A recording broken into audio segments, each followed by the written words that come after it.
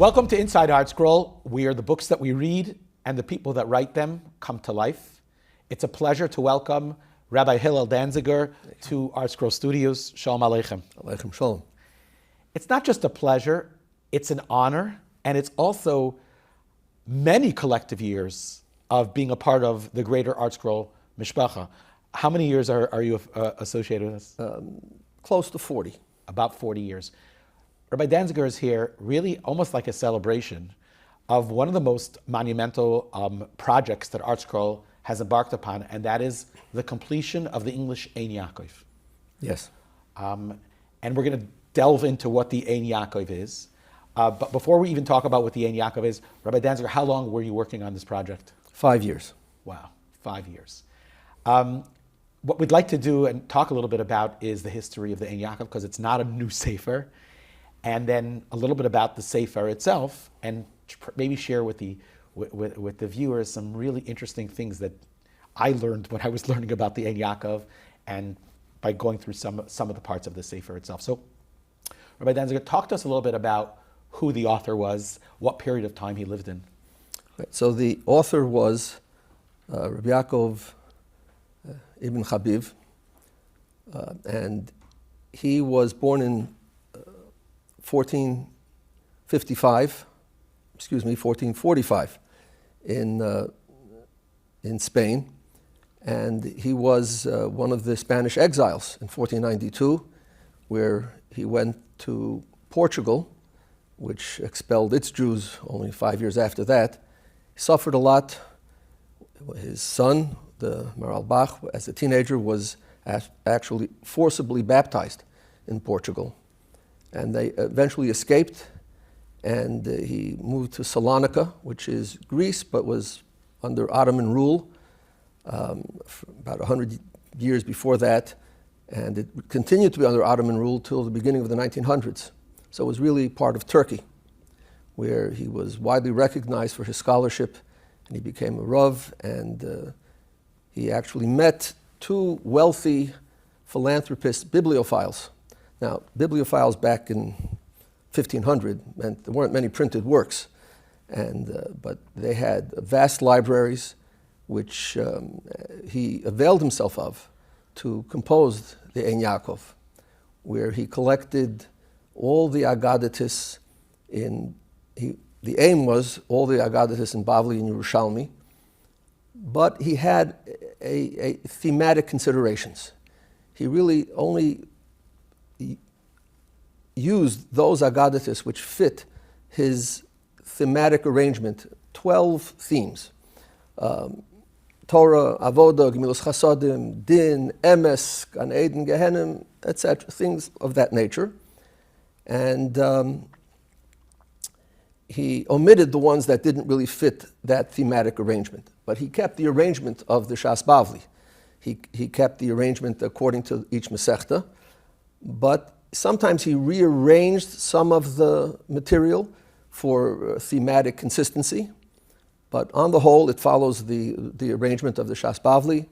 And he really had proposed to write an index where to find all the Gemaras related to the themes. He had the themes subdivided into subcategories. He never lived to do that. Actually, he never lived to complete the Ein Yaakov either. He only finished through the end of Moed. The rest of it was completed by his son, Reb Levi Ibn Habib, who was a well-known and highly acclaimed posek as Truvis, Maral Bach. It was completed by him without access to his father's notes.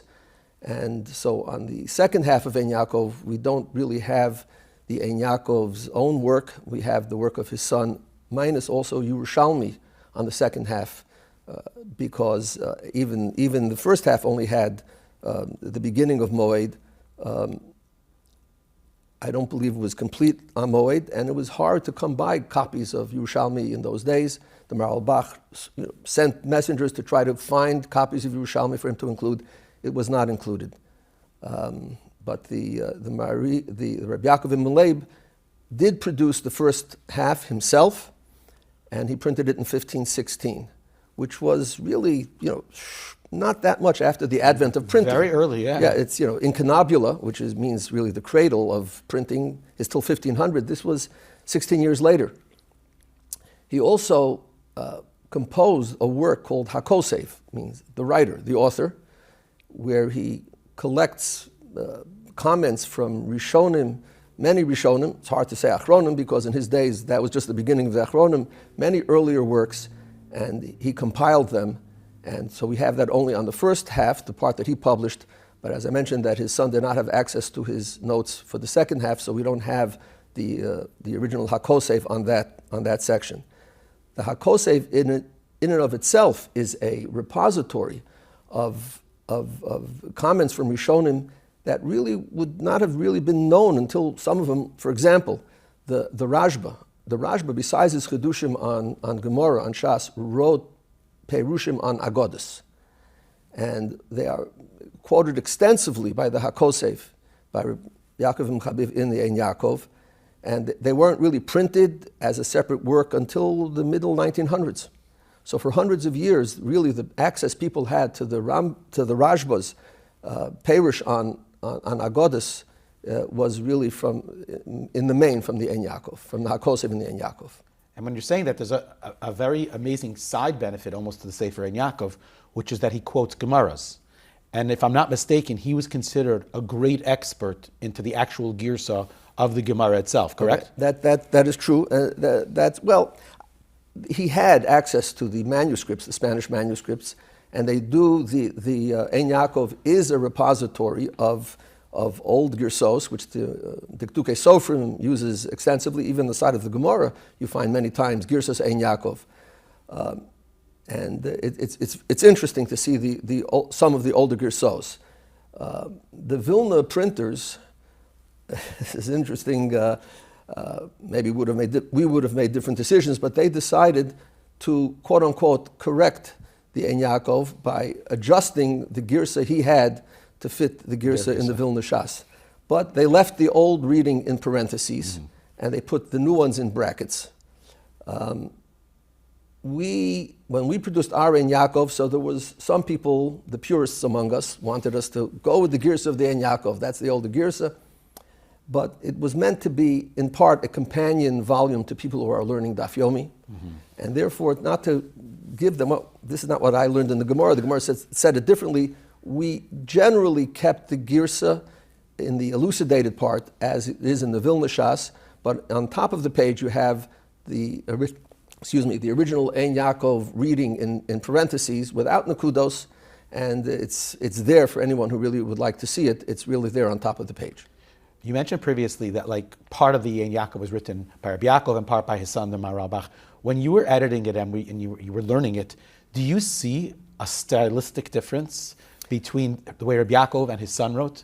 Well, the short answer is no, but that's because when you're reading the Gemara itself, the quotes from the Gemara, it's really, you don't have that much of the individuality of the author there. The individuality is expressed in the Hakosev, so we don't have Hakosev on the second volume. That's true. But the Ein Yaakov itself was, as I mentioned earlier, he really left out those Gemaras that did not fit his thematic outline. Later, about 100 or so years later, there was Rabbi Yehuda Aryeh de Modena, who wrote who wrote a sefer including all the Gemaras that the Ein Yaakov had left out. And sometime after that, in one of the Amsterdam prints, they asked his permission, and he consented, and it was incorporated into the Ein Yaakov. So really, the Ein Yaakov, as we have it today, no longer follows the thematic filtering of the author, but it has many more Gemaras too. And the Vilna printers, on their own, supplemented that with other Gemaras that the Habona, that he was called Habona, the Rabbi Yehuda Aryeh de Modena, who wrote a Perush on the parts on the second half that he added Habona, which is in the style of Hakosev. So really now, if you look at current editions of Ein Yaakov, it's really hard to tell what was originally there, what was supplemented by the Habona, and what was supplemented by the Vilna printers. But one thing we know, everything that's there is in the Gemara. or the Yerushalmi. Fascinating. When you said about the 12 categories that he wrote on, I was wondering if that's why it was called Ein Yaakov. It Yes. was his name because Yaakov had 12 shvatim. I'm sorry. That is one of the reasons. That is the reason he said he called Ein Yaakov, because Yaakov had 12 sons. The question is really Ein Yaakov. What does the word mean? Ein, Yaakov. yeah, I was So it's a wondering pasuk in Mezos HaBrocha. So there's a machlokes in the Rishonim. So the Ibn Ezra and others say that Ein Yaakov means that it's like from the source of Yaakov, like something like Mayon, something along, and Yaakov had 12 sons. Targum has that Ein Yaakov is ke'en, like the brachas that Yaakov gave his sons, which could also be a hint at the 12 sons. Interestingly, it seems that one of the primary commentaries on the Ein Yaakov is the Ein Yaakov. Rabbi Yaakov Reischer, who was in Prague, he lived. It was about 200 years after the Ein Yaakov. The Ein Yaakov was first printed, the first chelik, in 1516, and this was in about 1713. Almost 200 years later, there was an epidemic in Prague, and he was forced to leave. In those days, that's the way they dealt with epidemics. They had to just get out of the cities so that the pathogens shouldn't spread, and from person to person. And he was without his farm in exile, and he was a premier Sholem Meshiv in Shuvas, and he focused on Shas and Poskim. And so he said he's not going to leave he was about a year and a half in exile. He's not going to, what can he do? He doesn't have his farm. So he wrote his Perush on Ein Yaakov. He didn't finish it, but he wrote his Perush on Ein Yaakov. With no svarim? I don't know. He might have had access to some. Maybe he had to take a break from his halachic writing because he didn't have access to enough svarim. It's not clear from his introduction. But it seems that he did it without access to svarim, or at least not many svarim, a remarkable Perush. But there's an interesting sequel to the story. He didn't publish it. And he came back to Prague in 15 maybe, or thereabouts, but he was soon, took a position as Rav in Worms, and then from there to Metz. And he suffered an eye ailment that made him blind. And he did a cheshbon hanefesh, and he writes in his introduction that he attributed it to having written something in a tshuva against someone who had attacked him. He said something to the effect that some militza that he should be blinded for his. And he regretted it. He says, Talmud Chacham doesn't speak that way. And he brought Gemaras that you don't say such things. And he thought that it was a punishment, so he turned blind. So he did tshuva, and he made a neder. Doesn't specify what the neder was, but he says Hashem soon sent him a doctor who was able to cure his eye ailment. And he said then he paid back his neder that he made to Hashem in the time of his suffering, and he was going to pay ayin tachas ayin. He was going to, in place of the eyesight that Hashem gave him back, he was going to finish his Perush on Ein Yaakov, which he did. So from that expression, it would seem that part of his neder might have been at the time when he was blind, that he would finish his Perush on Ein Yaakov, but we're all the much more illuminated because of it, because Ein Yaakov is one of the primary Perushim on Ein Yaakov. Fascinating. Can we take a step back? The Ein Yaakov is a pirush, it's a commentary on aggadah Gemaras. And we know there's a lot of very interesting, bizarre, very strange aggadah Gemaras. Could the Rav just comment or explain, I know there's different approaches, what is aggadah? How did it make it into a work of halacha, which is what the Gemara really is, and what are we supposed to do with it? Okay, that's a very broad question. So, the answer, I would say, you'd have to look in the introduction that we wrote to Medrash Rabbah and Ein Yaakov. And the reason in the main, I would like to refer people to that instead of going through it now, is because some of these things are very subtle and people hear things differently. And this kind of venue does not allow to, choose carefully exactly every nuance of what you say. The writing, the medium of writing and printing does. And we did, and it was very carefully done. Ultimately, people have to look at it carefully and really, I think, consult with their rebbeim to deal with whatever questions they might have on aggadah in general. It has to be done just like you find in the Gemara that ein darshan is a ma'aseh merkava. You can't do it in a public setting. I hope this is a nice informal conversation between you and me, but obviously it's not. This is in the public domain, and it has to be done carefully. But broadly speaking, there's an interesting. Really, the question goes back to the Rabbi Yehuda Halevi in the Kuzari, in the third Maimer around chapter 68, 69, 70, in that area. So the king expresses, as people say, like, there are such strange things in aggadah. Like, what are we to make of them? So the chaver, the rabbi says to the king, the Kuzari is a dialogue set as a debate between a rabbi and a king. Really, it was written by Rabbi Yehuda Halevi. The Ramban in the Chumash attributes it to Rabbi Yehuda Halevi. Some say it really was a dialogue that he just recorded several hundred years later. But the general understanding is that it was written by Rabbi Yehuda Halevi. So what we have here in the Kuzari is from Rabbi Yehuda Halevi, and he says. He tells the Melech, you're expressing, you're puzzled by how Chazal, the rabbis of the Talmud, could say such a thing. He says, do you see what they write in their, what do you say about what they write in their halachic discourses in the Talmud? He said, it is a intellectual rigor that is unmatched. He says, it's the same people who wrote the Gemaras in the Chelek HaHalacha, who said their statements in the Chelek HaAggadah. It's the same people. So you have to say that either they meant certain things that the surface meaning may not be exactly what the intended meaning is. It's couched.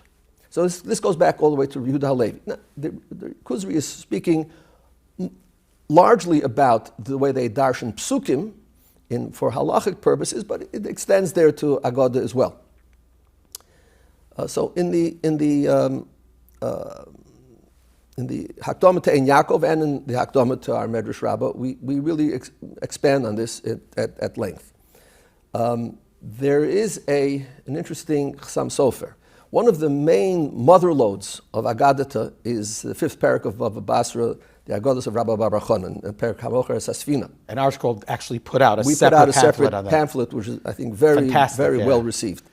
So in there we print at the beginning an interesting comment from the Chassam Sofer in Toras Moshe, in Parshas B'Shalach. He says on the Mechilta comments, makes a comparison between aggadah, which some say comes from nogad, to attract, it attracts people, aggadah, and the mun. So the Chassam Sofer says, just as in the case of the mun, people tasted whatever they wanted to taste. So too it is with aggadah. People see in aggadah different things, and each one is almost specific to the person who's seeing it. And the implication is that this was intended by Chazal that what they said could support various meanings, and those meanings are intended. It's sometimes it's mystical, sometimes it's inspirational, sometimes the meaning is sermonic, sometimes, and it's interesting how we have an insight. At the beginning, insights are one of our greatest contributions to the Ein Yaakov. The insights, which are drawn from a vast array of different sources, whether it's Bali Musar, Rishonim, Darshanim, Hasidic sources. It's a very eclectic array of sources. And we have an insight there which draws on this eclectic array of sources to give different ideas about aggadah and why Chazal framed it in these ways. One of them is a famous comment from Rabbi Yisrael Salanter. We quote it from Reb Chaim Zaitchik. He says it in Rabbi Yisrael Salanter. He says at the time that the Germans in the 1800s took over parts of Europe, conquered parts of Europe, forming the German Empire, you would say the eagle had one wing in this city, the other wing in another city, and its talons were in this city. And if you look at a map of the time, you'd see exactly what they meant, that the German Empire took over these things. He says to the people that at that time, they knew right away what was meant by the metaphor of the eagle. He says today, well, sounds like there was this giant eagle that just spread over Europe. He brings from Yisrael Salanter.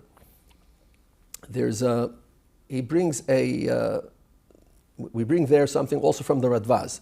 Beautiful. The Radvaz says that, of course, there are many hidden meanings, but Chazal tried, as the Rambam says already in his Akdama to Mishnayos, that many of the ideas, concepts that Chazal wanted to convey are really not for everyone. And they hid it behind this veil of aggadah, so it would not be discovered except by those who were fit to discover it. So the Radbaz says that's why Chazal sprinkled aggadahs throughout the Gemara. He says instead of having it in one place. First of all, it gives people a break from the rigors of learning halacha. Not that aggadah is not a study, but it's a different type of study. Correct. And also he says it's like he doesn't use the example, this is a modern example, he uses like a treasure hunt. You find a clue here, you find a clue here, you ever go into an escape room and you have to look for clues. And it says, yeah, you find a little piece of Gemara here and another piece of Gemara in a different Masechta, and you find all the different clues and you put them all together, then you'll find the key to get at it, to escape from the setting that the aggadah was put in and to arrive at the intended meaning. This is something that on some level I'm intrigued by, because if aggadahs were supposed to cloak certain meanings, throughout history people have written, the deeper meaning, perhaps the Maharal and Chiddushei Aggadahs and others, and now ArtScroll comes along and kind of makes Aggadah Gemara available to the masses, which is fantastic. It's a huge benefit, and we could learn Aggadah Gemara in a meaningful way. But on some level, are they perhaps unsealing something that was meant to be sealed? Well, the parts that were really meant to be sealed, because they're beyond us, remain sealed. Okay. We don't get into those. The parts that were unsealed by giants of our Masorah, like the Maharal, or Moshe Chaim Luzzatto, or the Rambam, or the Rashba, or any of the others, so once they unsealed those particular meanings, so that it's in the public domain, and we try to present it. I'll just mention that it seems that by collecting all the aggadahs together, the Mari ibn Leib, the Mari ibn Chabiv, the Rabbi Yaakov ibn Chabiv, sort of defeated the purpose of the Radbaz says of keeping it scattered. It's like having all the clues in the escape room in one spot. All the clues in the same spot. Fantastic. Right, but there is a very interesting there in that insight we bring down from the Munkacher Rebbe.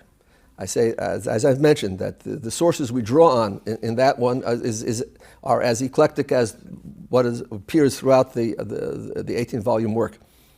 He says, he gives a mashal, a parable of a king who had treasures, and when he was due to pass on to the next world, he realized that his son was too young to appreciate the treasures. He was afraid that if his son came into possession of these treasures, then he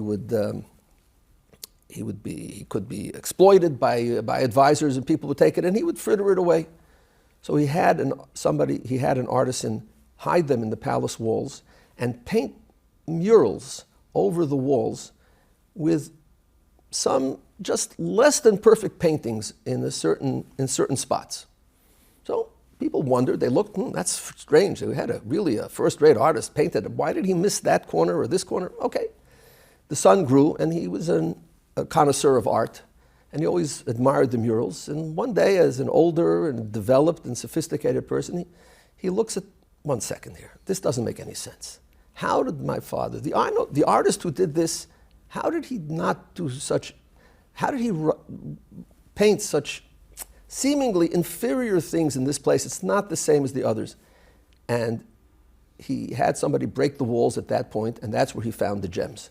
He said his father was waiting for something. You see, if Chazal say something that doesn't seem to fit with this is what Chazal would say, that is exactly the proof that there's something special lying behind there, and that's where Chazal hid those gems. Wonderful. It's amazing. There is many things remain unsealed. We bring in one of our Hakdamis the Tzlach, Rabbi Yehuda, the Cheskel Landau, writes in his Hakdama to the Tzlach on Brochus. He gives also a parable of a woman who was shipwrecked on an island with other passengers. She was expecting a child, and she gave birth to a baby boy on the island. And they're on this desert, this island, and not a desert island, an island where they were just shipwrecked. And an older man comes to the boy as he gets a little older, and he says, "Let me teach you how to read." He teaches him the alphabet. And the boy is, why do I need this for? There's nothing here on the island. There are no books. There's nothing. You're giving me some needless skill. What do I have to know how to read alphabet? There's nothing here that this opens for me. He says, you're right. Nothing here on the island is going to be shown to you because you know how to read. But one day, we're going to be rescued. And you're going to be brought back to civilization. And there you're going to find libraries of treasures that will be accessible to you only if you know how to read the books that I'm teaching you now how to read. And Rabbi Yehuda says the same thing with aggadah. Chazal are giving us the tools. Read this, learn it. You don't understand it now, that's okay. One day Hashem will open your eyes to some of them, and you'll be very thankful that Chazal gave us those tools of how to read these things which are not accessible to us as of yet. Very interesting. Rabbi Hillel, as you were working on this monument, 5 years of dedication to coming up with this incredible, was there like one particular vart, a moment that you're like, wow, that's incredible, that's amazing, that you could share with us? There is, but I would not like to run out of time before I mention something. Sure. We're here to interview what you have to say. We want to hear. Fine. Yes, thank you. The amount of material that we drew on to do our parish for Ein Yaakov, the team we had working on it. You see, this is not. This is Inside ArtScroll, not Inside Ein Yaakov. For Inside Ein Yaakov, I recommend highly reading the Hakdama of Rabbi Yaakov ibn Chabiv to the Ein Yaakov. But how this was done with a huge team. We had one team who took the Gemaras, which were already translated in the Schottenstein Gemara, but it was translated in the Schottenstein Gemara as a way of studying Gemara. People learn. Ein Yaakov really aims at a different setting for learning. It's lighter, it's still intense in some way, but it's learning. It's learning Divrei Chazal, but it's in a more narrative setting, and therefore the translations, the elucidations of the Schottenstein Talmud had to be revised in a more narrative way to be more appealing as a read rather than a study. Just as somebody gave an example, says it's something you want to read in your armchair, not at your stender. So that had to be revised. Now we had one team of people working on that. We had another entire team of people working to find material that would be, we have certain policies of what we're looking for, inspirational, sermonic, even Hasidic, Bali Musar. And we had a team that really went through great lengths and assembled an immense amount of material. Now, I know myself, somebody says, you find some Sfarim, they say, Ayin Sham, see here. Nobody's bothering to look. He says, we had the people, whatever they found that they thought was appropriate, that might turn into an insight, an amplification on the Ein Yaakov, on the Gemara. So they print out the PDFs, they annotate which parts they thought would be most usable for us. It went from there to somebody else who reviewed it and decided what was most useful. It went from there to writers who wrote up the insights. It went from there to people who checked the insights to make sure that everything was accurate, and sometimes even again to another editor who looked it over at the end. And I would say of the amount of material submitted, not even 10% found its way into the insights. That's incredible. However, I said, we have done so much research. We've got so much material, even if they're not for insights. People might be interested in seeing these things. They will be interested in seeing this. We have it already. Why not make it available to the public? So we came up with a separate section called additional references, where we give 1 or 2 lines what these other pieces we didn't use say. It's not just say, Ayin Shom, see there, nobody's going to look. See there, where he says something along these lines that might pique someone's interest. He says, oh, wait, I'm interested in following that up. So that section is a treasure trove of additional material that we had already discovered and which we incorporated. It doesn't jump out at you when you learn the Ein Yaakov, but if you look at those additional references, you'll see a vast amount of additional material. So this entire system, individually, there's no way I could have done even a fraction of it, but a lot of different people, we put together a team that was able to produce, as you called it, a monumental work. To get back to your question. Sure, and we'll conclude with this. Not that I'm avoiding it. That was the Inside ArtScroll story. I came across, reading once, something that Rav Soloveitchik, Zchrono Livracha, said on a certain Gemara in Moed Katan, Daf Chav Hei. And when I saw it, I said, this is going to have to go into the Ein Yaakov when we get to that Gemara. And it did. And it's something which you look at a Gemara and it seems there's nothing remarkable about it. It's a straightforward Gemara. And what Rav Soloveitchik did with that Gemara, he sent it into the stratosphere. The Gemara says that Rav Huna, when Rav Huna was nifter, so they couldn't get his mita, called it beer, out of B-I-E-R, out of the doorway. The doorway was too narrow. So they tried, let's take it out. There's an opening on the roof. Let's take it out of there. So I think it was Rav Chisda who said, no, Hachi Amar Mar, we don't do that. The Rav Huna said, the derech, the kvodo shel chacham, the way to honor a chacham is you have to go through the door. Okay? So you can't get it out the door. So let's move the body into a smaller mita and move that out of the door. No, Hachi Amar Mar. Also, it says, no, kvodo shel chacham is in his first bed. So they had no choice. It says they broke open the doorway and they took it out. Seems to be a Gemara that just passed right by. But the Gemara did put it in. Rav Soloveitchik said this, I imagine it was 1940. I don't know, but it was a hesped he said on Reb Chaim Moiser Grudzinski, who was nifter in 1940. And Rav Soloveitchik said, in essence, the Gemara saying is that a great man, an Adam Gadol, is broader than most people can appreciate. That's what makes him an Adam Gadol. He said, the tendency is, when we want to have an appreciation of an Adam Gadol, so I'll leave out the part about going through the roof, that's a separate, he speaks about that, we speak about that. The tendency is to try to cut him down to our size. Let's move him into a smaller bed. He can't fit through the doorways of our minds. He's too wide.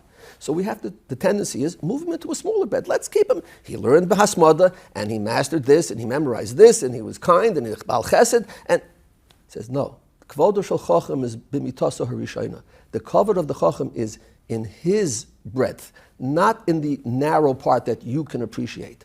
You have no choice, but you want to appreciate who he was, you have to break open the doorways, the narrow confines of your mind, and to be able to appreciate the breadth, the vastness of what this Adam Gadol was. That's beautiful. That's really magnificent. And I think on some level, that's what happened in your entire monumental work of Ein Yaakov. You took something which was confined, if you want to say it that, and a person would read, and maybe that's even aggadah, and you broke it open and said, broaden yourself, and you'll appreciate what's inside of the Sefer. Yes, thank you. It's really eclectic. We're not trying to push one particular theme, one particular way of looking at things. One of our readers early on was actually critical of our insights. And he wrote me an email and he said, it's really, you're just going over the same 6 themes over and over again. It's just, you just say it in different words, and it's just, come on, it's getting... I said, well, first of all, I didn't say this, but according to the Ein Yaakov, it would be 12, not 6. Right. Okay, all right, so we won't quibble over the numbers. I said, a huge Talmud Chacham, and I said, Rabbi so-and-so, by your way of looking at things, you could say that all the great restaurants of the world could reduce their menus to one simple card. We serve fats, carbs, and carbohydrates and proteins seasoned to taste. There's a multi-billion dollar industry. People eat different foods. People like different things. It's true. There are many themes that are repetitive, but different things strike different people in different ways at different times. And by drawing on this vast array of sources and presenting it in this way, I think people will find things that will appeal to them and inspire them and make them better in good times, in not as good times, and at different times in their lives. Amazing. You should have continued Hatzlacha and Siyata D'Shmaya. People should purchase this Ein Yaakov. They should learn it, be inspired by it, where they're at. And in Mitzvah Hashem, you should continue to disseminate such amazing svarim and projects that really help Klal Yisrael become closer to Torah learning, one individual at a time. You should go Michael Al-Chayil. Amen. Thank you. So we mentioned in the Hakdama, also we bring down, it's a Sifri in Parshas Eikev that says, if you want, the Darshay Rishumos say, if you want to know, to recognize Misha Omar V'Hoya Ha'olam, learn aggadah. It says, because from there you'll get to recognize HaKadosh Baruch Hu and to emulate his ways. It's not just about learning, it's about being. It's about becoming the type of people Chazal wanted us to become. Beautiful. Mitzvah Hashem. We should have that schus. Thank you so much for coming down. This was very enlightening and also very inspiring. Thank you. Appreciate it. Thank you.